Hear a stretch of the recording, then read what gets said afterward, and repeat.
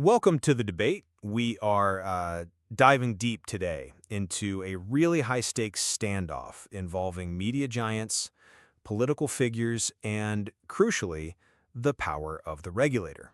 And that's right. We're talking about the swift and indefinite suspension of Jimmy Kimmel's late-night show by ABC. And this happened right after some pretty intense political and regulatory pressure followed his comments about the death of conservative activist Charlie Kirk. Exactly. The core issue here isn't just the joke itself, but really the nature of the power that was leveraged to force a major network to, well, silence one of its prominent personalities. So our central question today is quite sharp. Does this aggressive political and regulatory coercion used against a huge broadcast network, is it a necessary, maybe even justified check on consolidated corporate media? Media that, let's be honest, often faces accusations of disseminating misinformation. Or is it a dangerous authoritarian move designed purely to silence political dissent and consolidate centralized power? A critical question indeed. And I'll be arguing that this pressure, while uncomfortable, is actually a legitimate, perhaps even necessary consequence facing these major corporate entities. It reflects, I think, justified public skepticism and regulatory scrutiny aimed at media organizations that have maybe prioritized profit over the public trust that's inherently tied to their broadcast licenses.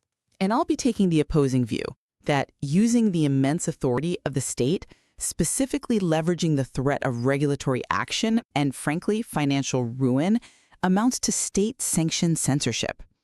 I see it as an end run around the First Amendment designed specifically to create a chilling effect on any independent expression that the current administration happens to dislike. Okay, so let's lay out the perspectives. From my side, the fundamental issue here, as I think many Americans see it, is accountability. For years, the corporate press has been widely, maybe controversially labeled by some as the enemy of the people, a perception fueled by this image of a massive, consolidated entity that operates with political agendas, often without real consequence. Mainstream corporate media, arguably weakened by decades of deregulation and controlled by huge conglomerates, has in many instances demonstrably failed to serve the public interest. Now, Kimmel's suspension followed the very pointed assertion by FCC Chairman Brendan Carr that Kimmel was, quote, intentionally trying to directly mislead the American public about the political affiliations related to Kirk's death. The key point here, and it's crucial, is that ABC and its affiliates operate on publicly owned airwaves. The FCC regulates these broadcast licenses. They have a legal mandate concerning content standards going back decades. Think about restrictions on indecency after things like the Super Bowl incident. The scrutiny they face is rooted in that public contract. And importantly, it wasn't actually the government that flipped the switch on Kimmel's show. Major affiliate owners like Nexstar and Sinclair, they unilaterally decided to pull the program. So this financial and contractual pressure, yeah, it's uncomfortable, but it really exposes the structural fragility of centralized media power when its content potentially violates that public trust.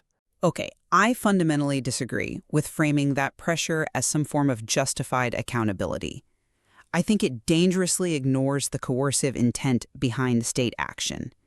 We are talking about the deliberate use of regulatory authority, the Federal Communications Commission, to threaten massive corporate interests.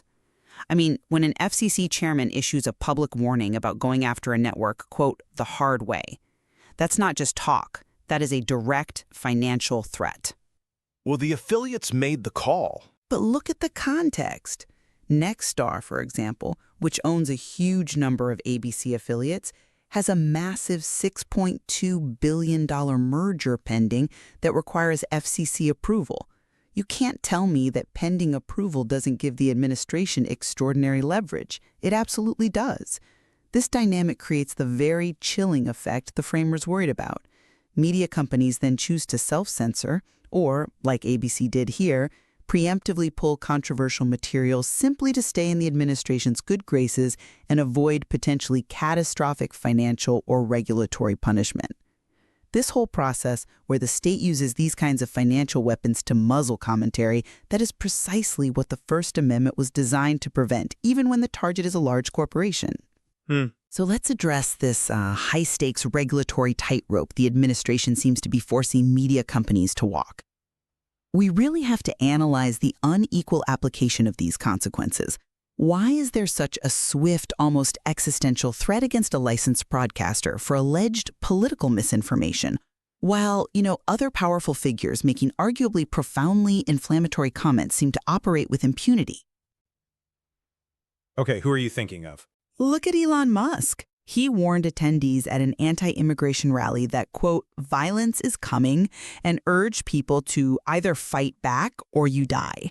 Now, British politicians condemn this language strongly, but Musk faced no suspension, no deplatforming on his private platform X, nor did the U.S. government, as far as we know, threaten any of his other vast corporate interests. So why the immediate regulatory hammer for a comedian on broadcast TV, but seemingly total immunity for a billionaire making those kinds of statements on a private platform? That does raise a critical question about the regulatory environment, but I'm really not convinced that comparison holds water. Kimmel operates on public airways, which are subject to FCC licensing rules. Musk, however, operates on a private social media platform. That distinction is legally crucial. Under existing precedent, corporate speech on private platforms is protected differently, especially when it involves political expenditures or, independent political commentary.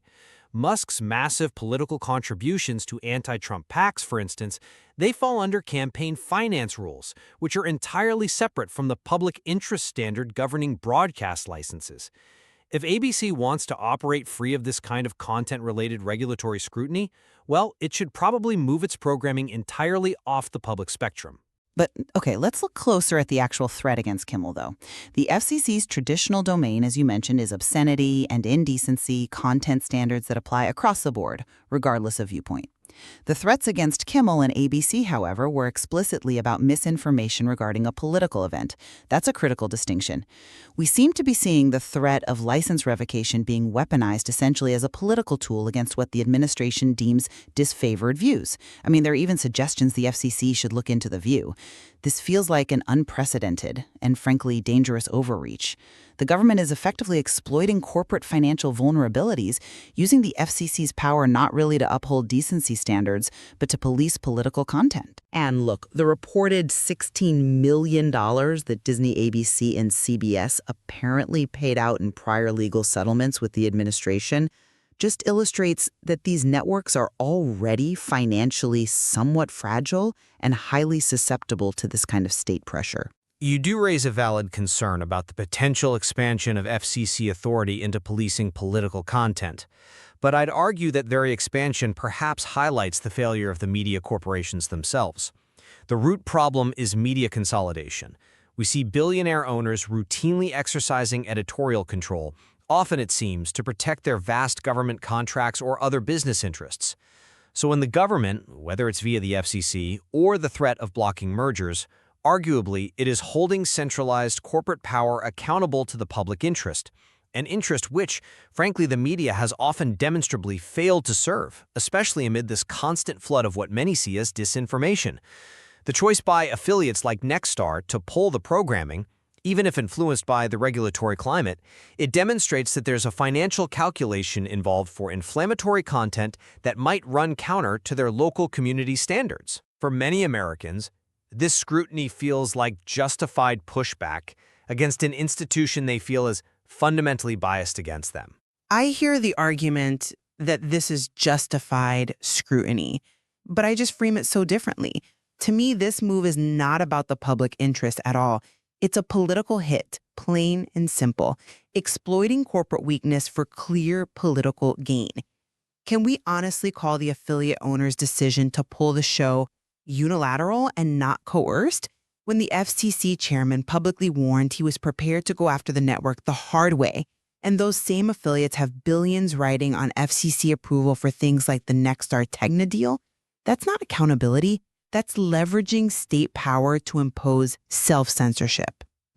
This kind of pressure forces corporate media executives to constantly look over their shoulder, knowing that one perceived political misstep could instantly trigger a financial catastrophe.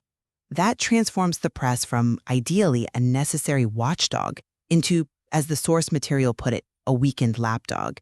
And it's genuinely jarring to see this administration seemingly borrow a playbook used by known authoritarians internationally.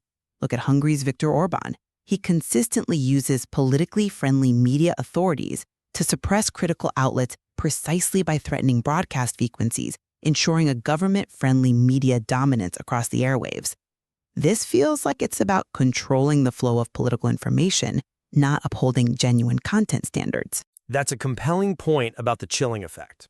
I grant you that.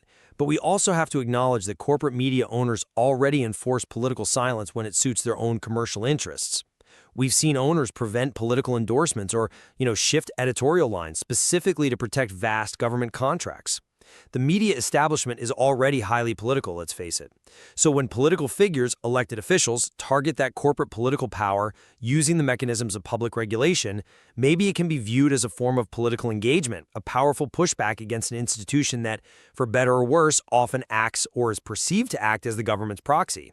If a media entity using a public license chooses to traffic in what's allegedly misinformation during a highly charged political climate, why should it be totally immune from the consequences that political actors naturally face? See, the distinction you draw there between political pushback and censorship is exactly where we fundamentally diverge. And the irony here is just profound. The political right, which for so long decried cancel culture as a tool of the left to suppress private speech, is now actively employing the apparatus of government power, the state itself, to achieve what looks an awful lot like state-sanctioned suppression against corporate entities. The threat of license revocation, the pressure on mergers, it's creating an environment where corporate self-censorship is essentially mandated by the state.